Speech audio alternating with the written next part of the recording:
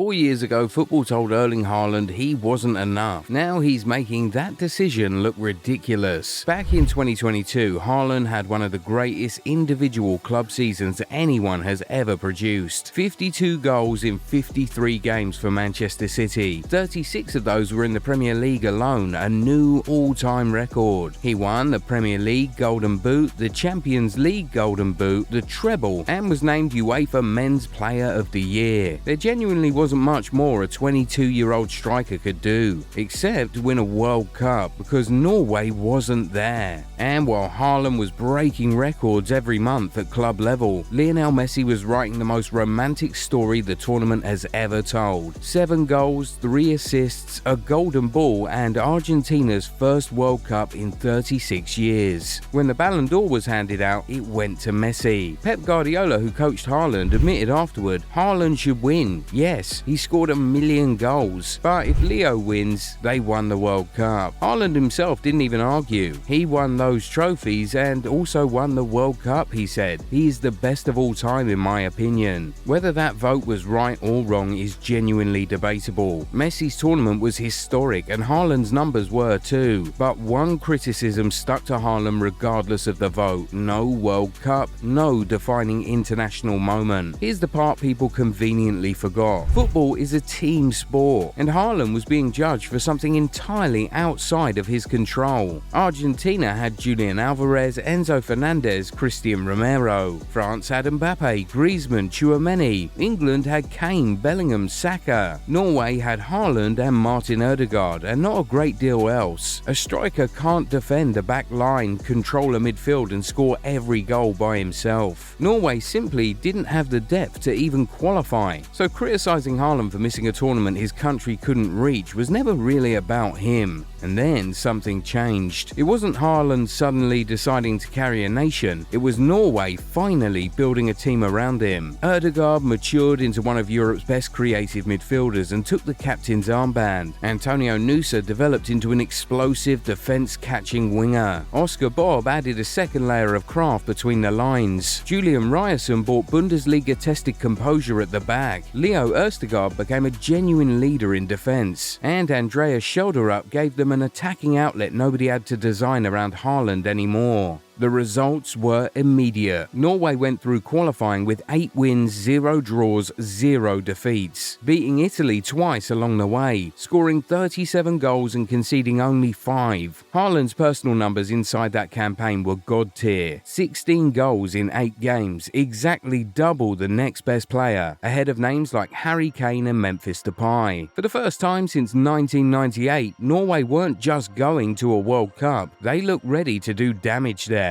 And that is exactly what has happened. Haaland opened the tournament with 2 goals against Iraq, followed it with 2 more against Senegal. Norway lost their final group game 4-1 to France with a heavily rotated side, but it barely mattered. They were already through. In the round of 32, Haaland's late strike eliminated Ivory Coast. Then came Brazil. For most of that afternoon, Haaland was quiet. 30 touches of the ball before the second half water break. Nothing to show for it. Exactly the kind of performance critics have used against him for years. The big man who disappears when a game doesn't come to him. Then his manager, Ståle Solbakken, told him something simple at the hydration break: stop conserving energy, go and win it. Haaland did exactly that. A header in the 79th minute and another amazing goal before full time. Brazil, 5-time champions, were out. Norway, for the first time in their history, were into a World Cup quarterfinal. I dreamt of playing in the World Cup with Norway, Haaland said afterward, but I never expected to win against Brazil. His teammate Andreas Schelderup put it more bluntly to reporters: we're all just happy that he's Norwegian and that he's playing for us. That result put him level with Messi and Mbappe on 7 goals apiece, tied for the Golden Boot with the 2 biggest names in the sport. But it also quietly finished something bigger. The question used to be, can Haaland do it on the international stage? Nobody's asking that anymore. Now, there's a detail in all of this that borders on cinematic. Haaland was born in Leeds, England in the summer of 2000, while his father, Alf Inge, was playing for Leeds United. He was technically eligible to represent England for his entire career. Imagine an England side with both Harry Kane and Erling Haaland leading the line. Instead, Haaland chose the country his parents came from because, in his own words, it simply felt natural. Now that decision has produced the perfect twist. Norway's reward for reaching the quarterfinals is a meeting with England, who scrape past co-host Mexico to get there.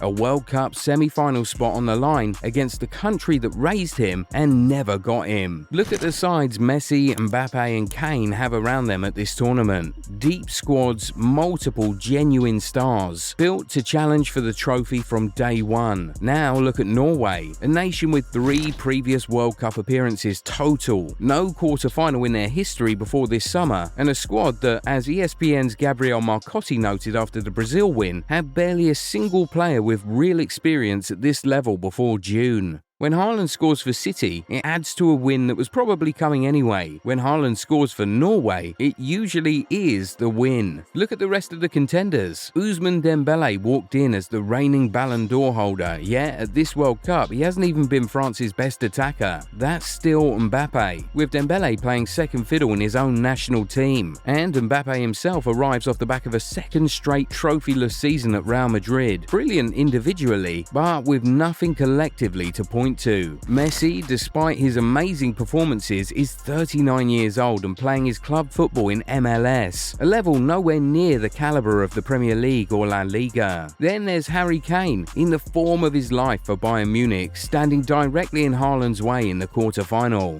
So, ask the honest question. If Haaland guides Norway past England and scores against Kane to do it, on top of everything else he's already done in this tournament, why exactly should he be sitting outside the Ballon d'Or conversation when everyone he'd be compared against has an asterisk of their own?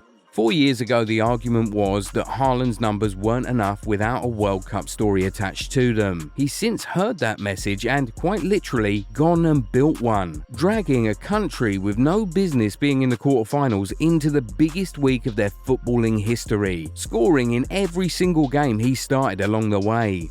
Nobody's claiming he was robbed. That's still an opinion, and a fair case exists on both sides. But here's what isn't an opinion. The exact thing football said he was missing in 2020. Well, you've asked for it and we've finally delivered. Relive the glory days with the most iconic designs in football history. Whether you're a fan of classic club colours or legendary international strips, we've got something to ignite your nostalgia. Perfect for match days, casual wear, or adding to your collection. Shop the new retro range now at Goal90.shop. Massive discounts await. Average players train hard, elite players train smart. We didn't just build a mat, we engineered a blueprint for the 1%. Every line, every angle, and every drill was crafted through months of studying elite player biomechanics. Translate muscle memory into matchday dominance. Goal90's own training mat comes with the app to take you to the next level. Get yours today.